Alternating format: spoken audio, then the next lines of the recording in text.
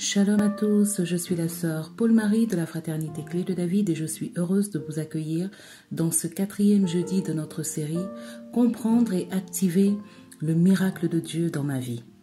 Et pour ce 4e jeudi, nous allons parler de la colère. Comment vaincre ce géant qui se place sur la route de notre exaucement et qui nous empêche bien souvent de voir les plans de Dieu, la grâce de Dieu se réaliser dans notre vie. Alors nous avons vu lors des 3 dernières exhortations des jeudis passés que très souvent lorsque nous avons l'impression que la grâce de Dieu tarde dans notre vie, les responsables de cette situation ne sont pas toujours ou sont très rarement à l'extérieur. Mais les géants qui empêchent notre exaucement sont très souvent tapis à l'intérieur de nous-mêmes. Et nous devons comprendre le processus d'action de l'ennemi au travers de ces géants en nous afin de pouvoir activer le miracle de Dieu dans notre vie, afin de pouvoir activer le déblocage de ses grâces et de voir la fidélité et la bonté de Dieu manifeste dans notre vie. Le premier jeudi, nous avons vu que généralement tout commence par le découragement. Et après le découragement, il y a le doute. Nous commençons à nous poser des questions sur l'efficacité de notre prière, sur l'efficacité de Dieu à pouvoir régler notre situation. Et ce doute nous emmène dans une impatience qui nous pousse à modifier, à perturber le plan de Dieu dans notre vie en optant pour nos propres solutions. Et lorsque nos propres solutions ne sont pas satisfaisantes, c'est-à-dire lorsqu'elles n'apportent pas ce que nous espérions, alors notre âme et notre cœur tombent dans une profonde frustration. Et nous avons vu que cette frustration envahit notre cœur, nous abat. Et voilà, tous ces états, du découragement au doute et à l'impatience, à la frustration, sont jusque-là des semences de l'ennemi, mais qui restent plus ou moins passives. Mais lorsque cette frustration n'est pas traitée par la grâce du Saint-Esprit, par l'aide de l'Esprit, par notre prière, alors elle laisse la place à un sentiment plus fort, plus expressif, qui s'appelle la colère. Alors, dans un premier temps, nous pouvons décrire la colère comme étant un état de la frustration passive à un état expressif de cette frustration qui souvent engendre des actes, des paroles qui sont regrettables. Nous entendons parler souvent de colère, de la colère de Dieu, de la sainte colère.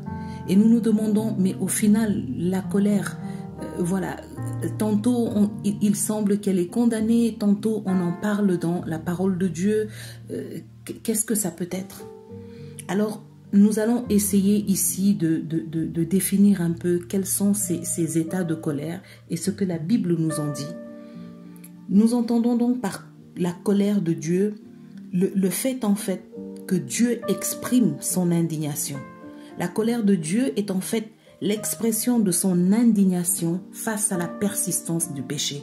Et j'insiste sur le mot persistance du péché parce que nous ne devons pas oublier que Dieu est bon, qu'il est lent à la colère, c'est ainsi qu'il se présente lui-même et qu'il est prompt à faire miséricorde. Mais lorsque l'homme persiste dans son péché, Dieu peut se mettre en colère. Et cette colère se manifeste généralement par le retrait de sa faveur. Dieu nous prive de sa présence. Et nous savons tous que lorsque nous sommes privés de la présence de Dieu, cela laisse la place à l'ennemi et à ses mauvais desseins dans notre vie. Alors, la Bible nous dit que la colère est un sentiment humain. Même Jésus, dans son statut d'homme, s'est mis en colère à plusieurs reprises face à la dureté de cœur des pharisiens, face à leur malhonnêteté, face aux manipulations des maîtres de la loi et des prêtres. Nous avons vu le prophète Élie se mettre en colère contre les prophètes de Baal. Nous avons vu plusieurs hommes et femmes de Dieu se mettre en colère dans la parole ou même l'exprimer autour de nous.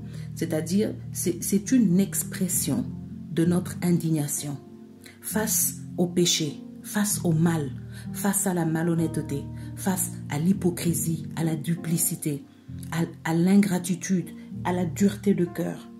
Donc, La colère jusque-là est reconnue par la Bible comme étant un sentiment humain que l'on peut ressentir comme la faim, comme la joie. Cependant, la Bible nous met en garde contre les fruits que cette colère pourrait produire, car ce sont les fruits de cette colère qui peuvent nous emmener dans le péché, qui sont un péché. Nous allons prendre l'exemple de Dieu dans le livre de Genèse qui disait à Caïn, « Caïn, pourquoi est-ce que ton visage est abattu? Le péché est tapis devant ta porte. Prends garde parce qu'il peut te dominer. » En fait, il faisait référence comme ça à la frustration de Caïn qui était encore intérieure. Mais Caïn n'a pas maîtrisé cette frustration comme le Seigneur le lui avait conseillé face au rejet de son offrande et face à l'acceptation de l'offrande de son frère. Il a laissé donc cette frustration à l'intérieur de lui devenir une colère qu'il a exprimée en tuant son frère. Et voici donc ce qui est devenu un péché pour lui. Tant qu'il avait ce sentiment, cette colère en lui, Dieu comprenait, c'est normal que tu sois en colère parce que ton offrande a été rejetée. Mais Dieu lui dit, si tu agis bien, ton offrande sera acceptée. Entre-temps, fais attention à ce sentiment dans ton cœur parce que le diable est tapis à ta porte. Il peut te faire chuter. Alors, lorsque nous entendons cette définition de la colère que nous avons tenté de vous donner, nous allons maintenant parler du but en fait de cette colère. Pourquoi Dieu nous met en garde contre la colère? Pourquoi la Bible reconnaît que c'est un sentiment qui peut exister, que l'on peut ressentir, mais auquel nous devons faire très attention, un sentiment que nous ne devons pas laisser nous faire tomber dans le péché? La première chose, c'est que la première mission de la colère, c'est de nous plonger dans un état de misère intérieure profond, dans un état d'indignité et de culpabilité qui nous éloigne de Dieu.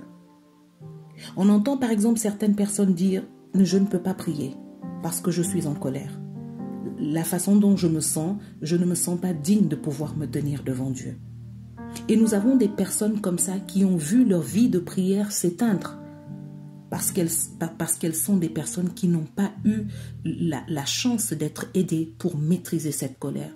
Elles n'ont pas compris en fait que cet éloignement de Dieu les plonger encore plus dans cette vulnérabilité. Mais bien sûr, nous devons considérer que Dieu est notre Père. Quel est cet enfant qui dit « je ne rentre pas chez moi ce soir, je dors dans la rue parce que je suis fâché et je ne veux pas que mon père me voie ». C'est une mauvaise décision, c'est une mauvaise réaction, mon frère, ma sœur. Dieu est notre Père. Nous devons nous sentir libres de nous présenter devant lui, quel que soit l'état de notre cœur. Il est toujours prêt à nous accepter. Un enfant qui est en colère et qui rentre chez lui le soir dira à son père « Papa, écoute, ce soir, je ne me sens pas bien. Telle chose s'est passée dans ma journée. Ça m'a mis en colère. J'ai réagi comme ça, j'ai agi comme ça. Et je suis désolée de ça. Je suis dans un état de misère profond. En fait, je ne sais même pas quoi dire. Je regrette ce qui s'est passé, mais vraiment, cette situation m'a mis mal. » À partir de ce moment, tu donnes la possibilité à notre Père Céleste de pouvoir parler à ton cœur, de pouvoir guérir ta blessure, de pouvoir t'encourager à aller de l'avant et surtout de t'accorder la paix.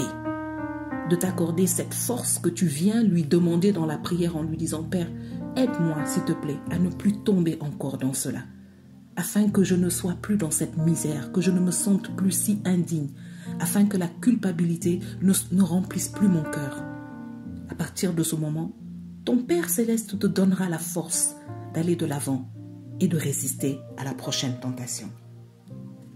L'autre chose, c'est que la colère a aussi une mission de détruire notre autorité spirituelle.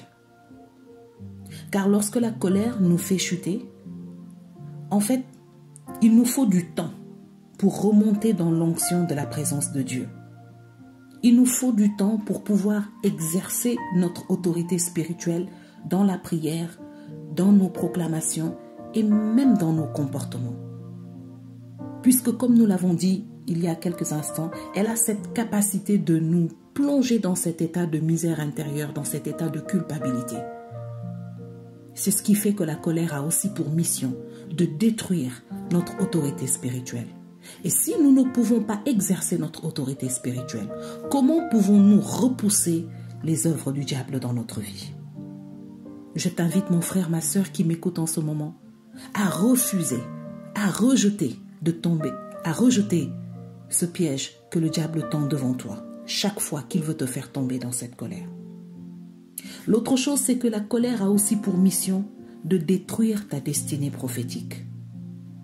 Et sur ce point, je vais te parler de Moïse, un grand homme, le plus grand des prophètes de l'Ancienne Alliance, celui qu'on appelait l'ami de Dieu, celui dont il est dit qu'il parlait à Dieu face à face comme d'homme à homme. Il n'y a pas un homme qui a vécu l'expérience spirituelle que Moïse a vécue. Pourtant, ce grand homme a été privé de la terre promise. Pourquoi?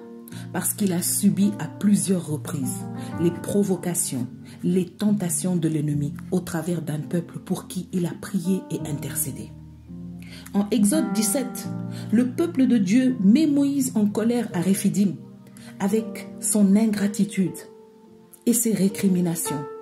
Moïse ne peut pas comprendre qu'un peuple qui a vu les exploits de Dieu, qui a vu ce grand Dieu fendre la mer, les faire traverser à pied sec et refermer la mer sur ses ennemis, puisse douter de sa capacité à lui donner de l'eau. Un peuple prompt à récriminer vers Dieu. Ils ont mis le serviteur de Dieu en colère. Pourtant, chaque fois que l'Éternel Dieu disait que sa colère allait s'enflammer contre ce peuple, c'est Moïse même qui prenait leur défense. Le chapitre 32 de l'Exode nous explique quelque chose d'intéressant. Il nous dit que le Seigneur demande à Moïse, au chapitre 24, de monter vers lui à la montagne. Là, le Seigneur remet à Moïse des tablettes qui sont l'œuvre de ses mains. Des tablettes sur lesquelles le Seigneur écrira lui-même par son doigt les règles de l'alliance. Moïse monte à la montagne et tarde dans la présence de Dieu. Le peuple s'impatiente et commence à réclamer une idole, commence à faire la fête et à reprendre ses attitudes païennes. Oublie complètement ce Seigneur qui l'a sauvé et qui le nourrit, qui l'entretient dans ce désert. Et lorsque le Seigneur s'en rend compte, il dit à Moïse, descends parce que ce peuple au pied de la montagne s'est perverti. Et ma colère va s'enflammer contre eux. Voici que c'est Moïse lui-même qui dit à Dieu, ne t'enflamme pas contre ce peuple que tu as toi-même sauvé. Ne laisse pas les autres dire que tu es un Dieu qui n'est pas bon, qui a piégé ton peuple et qui les a emmenés dans le désert pour les détruire. Moïse arrive à convaincre le Seigneur. Moïse arrive à apaiser la colère du Seigneur. Mais voici que lui-même, lorsqu'il descend au pied de la montagne, son indignation face au péché de ce peuple est si grand que lui-même ne peut pas comprendre. Il se met en colère. Mais voici, lui-même a exhorté Dieu à calmer sa colère. Malheureusement, lui, quand il s'est mis en colère, il n'a pas su maîtriser cette colère. Et cette colère l'a poussé à briser les tables de l'alliance, qui étaient l'œuvre des mains de Dieu, nous dit la Bible. Et lorsque nous remontons à l'Exode au chapitre 24, nous voyons qu'effectivement, c'était des tablettes faites et écrites par Dieu lui-même. Et qu'est-ce que cet acte va donc produire dans la vie de Moïse? Il va se passer que, au chapitre 34, le Seigneur va demander à Moïse de remonter à la montagne afin de pouvoir reprendre le travail qui a été brisé. Mais cette fois-ci, il va lui dire, taille-toi toi-même des tablettes de pierre. Quel est le résultat? Le résultat est que ce peuple, Moïse et tout le peuple, auraient pu bénéficier d'une tablette qui était l'œuvre de Dieu, écrite par les doigts de Dieu. Mais à cause de l'œuvre, à cause des fruits de la colère, ils auront désormais des tablettes qui auront été taillées par un homme, c'est-à-dire avec une empreinte d'imperfection. Voici pourquoi la Bible nous exhorte à faire attention à ce piège. Tout cela était un piège de l'ennemi. Parce que le diable n'était pas content de voir ce peuple d'esclaves être choisi par l'Éternel, être conduit par ce grand Dieu. Alors il a tout fait pour leur faire perdre leur élection. Mais ce peuple n'avait pas compris.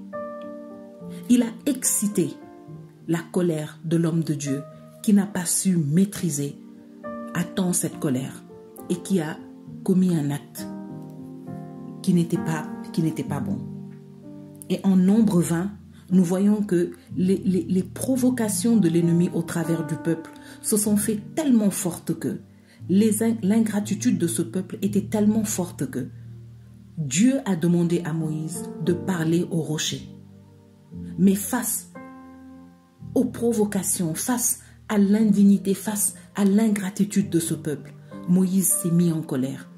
Et au lieu d'obéir à l'ordre de l'Éternel et de parler au rocher pour que l'eau en sorte, il a frappé le rocher par 2 fois et a désobéi ainsi à la loi de Dieu. Et à cause de cet acte répréhensible, Dieu lui dira, « Tu n'as pas manifesté ma sainteté. Tu n'as pas manifesté ma force devant ces hommes. Tu as laissé les provocations de l'ennemi te faire tomber dans la désobéissance. À cause de cela, tu verras Canaan de loin, mais tu n'auras pas le privilège de faire entrer ce peuple sur cette terre. Tu n'auras pas le privilège d'entrer sur cette terre promise. » Quel gâchis, mon frère, ma sœur. Quel gâchis. Et voici exactement le résultat auquel le diable veut arriver dans nos vies, en nous faisant constamment tomber dans la colère, en utilisant constamment autour de nous des personnes et des situations pour nous faire chuter dans cette situation. La colère tue l'homme intérieur, mon frère, ma sœur. Elle affaiblit ton homme intérieur. Elle nourrit le vieil homme qui est en toi, c'est-à-dire la chair. Et nous savons que la chair est ce qui nous livre au diable. La colère, elle mène à la révolte. Et nous savons que la révolte souvent est un sentiment de remise en question de Dieu et de ses plans dans ta vie. Lorsque la colère n'est pas calmée à temps, lorsqu'elle n'est pas maîtrisée par le Saint-Esprit au travers de nos prières, elle peut mener à la révolte. Et ce sentiment nous éloigne d'une manière définitive de Dieu. Je vais te dire, mon frère, ma sœur, il y a effectivement des personnes, des situations. Parfois, ça peut même être des personnes très proches. C'est pour cela, très souvent, c'est difficile. Cela peut être ton propre enfant, ton conjoint, ta propre mère, ton propre père, ta sœur, ton frère. Il se peut aussi que ce soit un collègue, un voisin, un passant. Mais lorsque ce sont des personnes très proches, la provocation est plus forte, la tentation est plus forte. Et je voudrais simplement te dire que nous comprenons tous, nous avons tous vécu des situations où nous n'avons pas pu maîtriser notre colère. Mais très souvent, je voudrais te dire que ces personnes, en fait, sont des canaux, des pièges qui sont manipulés par l'ennemi pour nous faire chuter dans cette colère. Le fait est que même si ces personnes ne le font pas intentionnellement, ou même si leur but premier n'est pas un but satanique de te faire tomber dans la colère pour te faire chuter, pour te disqualifier, le fait est que même si elles viennent par la suite s'excuser, ils ne s'en trouvent pas moins que ces personnes, par leur comportement, t'ont déjà fait chuter, toi, dans des actes et dans des mots regrettables. Mon frère, ma sœur, je voudrais te dire que il y a une chose importante qu'il faudrait partager. C'est vrai que très souvent, lorsque nous nous mettons en colère, nous pouvons dire que nous avons de bonnes raisons. Nous pouvons penser que lorsqu'on nous exhorte sur la colère et ses œuvres, que c'est plus facile à dire qu'à faire. Effectivement, lorsqu'une personne nous exhorte, lorsque nous entendons des exhortations sur la colère, nous pouvons penser, oui, c'est plus facile à dire qu'à faire. Comment y parvenir face à telle situation d'injustice, face à telle situation d'offense? Comment résister à la colère? Il faut reconnaître que chaque fois que l'on nous exhorte pour nous dire de nous méfier de la colère, c'est une vérité que l'on nous annonce. même si on sait que parfois c'est très difficile de résister. C'est une vérité que l'on nous annonce. Et nous devons comprendre que lorsque la Bible nous exhorte à faire attention, à maîtriser notre colère, ce n'est pas parce que l'autre a raison. Ce n'est pas parce que la personne qui t'offense, qui te blesse, qui te provoque, qui agit mal a raison. Non. Lorsque la Bible nous met en garde contre la colère, c'est pour nous protéger nous-mêmes de ce que la colère peut nous faire perdre.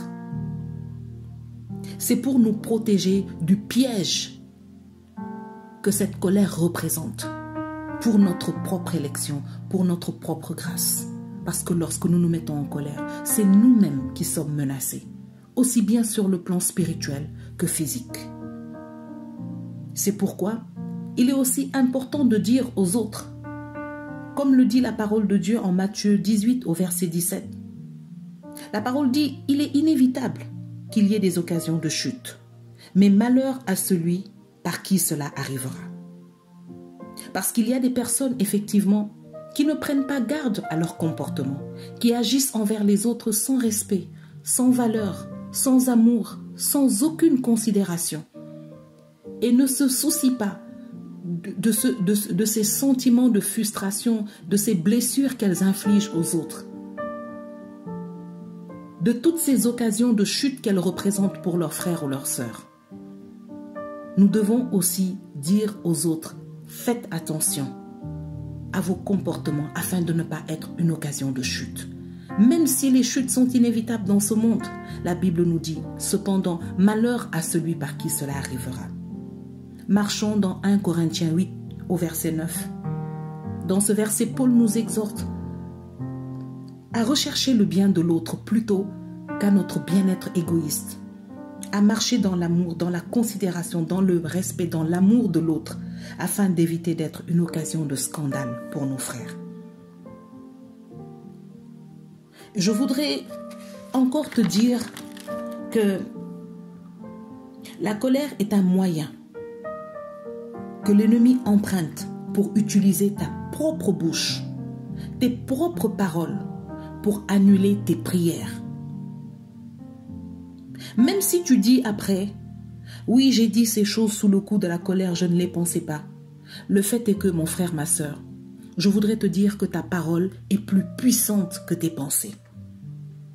Et que lorsque tu dis une parole, lorsque tu parles à ton Dieu dans la prière et que tu demandes des choses à ton Dieu et qu'il met déjà en branle le ciel pour faire descendre cette bénédiction dans ta vie, l'ennemi cherchera à te mettre en colère s'il sait que c'est une chose facile, disponible autour de toi, afin que dans ta colère, il te pousse à dire des choses qui vont détruire toi-même ta prière. Il peut utiliser ta propre bouche pour détruire tes propres prières.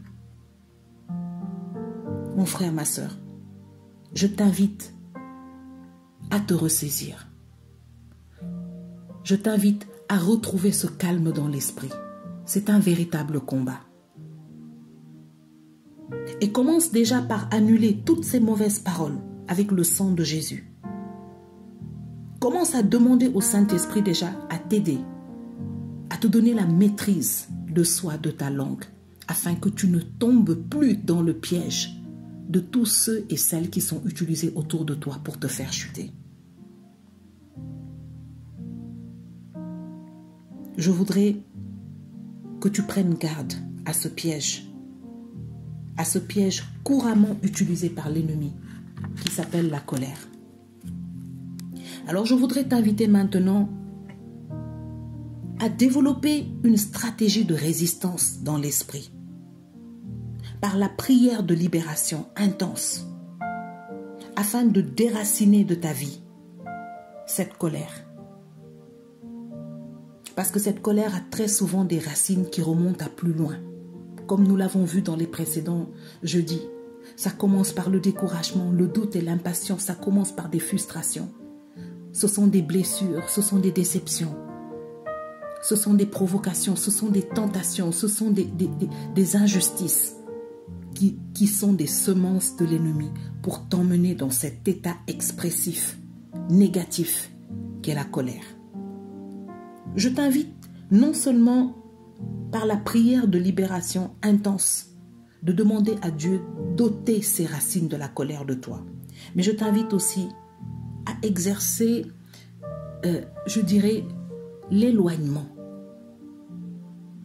Je vais t'inviter à t'éloigner, à fuir toutes les situations et les personnes qui ont cette capacité, cette faculté à ressortir ce qu'il y a de plus mauvais en toi, à te faire chuter constamment dans cette offense, dans cette colère.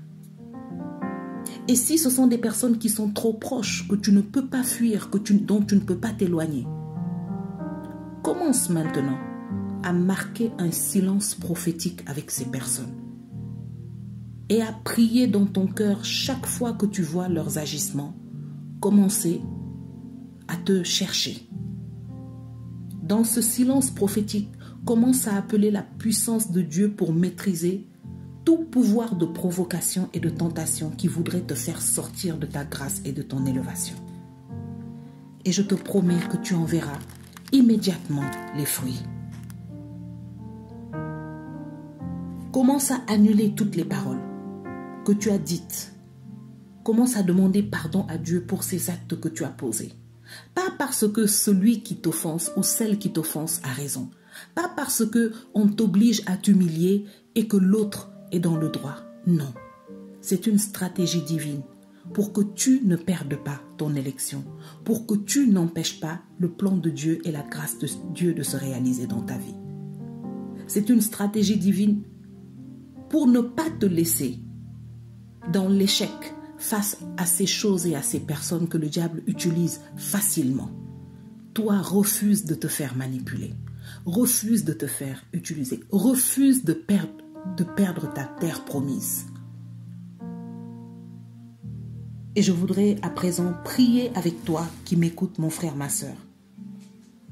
Je voudrais demander au Seigneur de déverser à cet instant sa puissance et sa grâce de restauration dans ton cœur, de guérison divine, au nom de Jésus.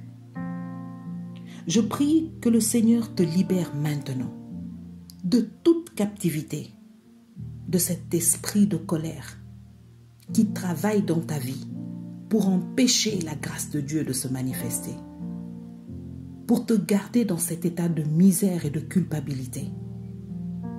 Je prie que le Seigneur pacifie ton cœur et te restaure, qu'il guérisse les blessures de ton âme, qu'il efface l'offense et qu'il te donne sa paix.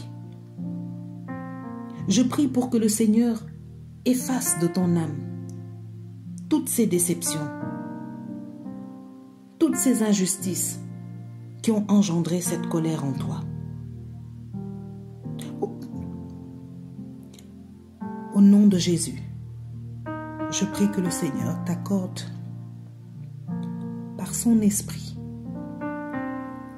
la force. Je prie que le Seigneur t'accorde sa paix et sa joie. Qu'il te rende vainqueur face à toutes les manipulations et aux tentations de l'ennemi. Au nom de Jésus-Christ de Nazareth. C'est dans le nom de Jésus que j'ai prié. Reçois cette force et cette restauration.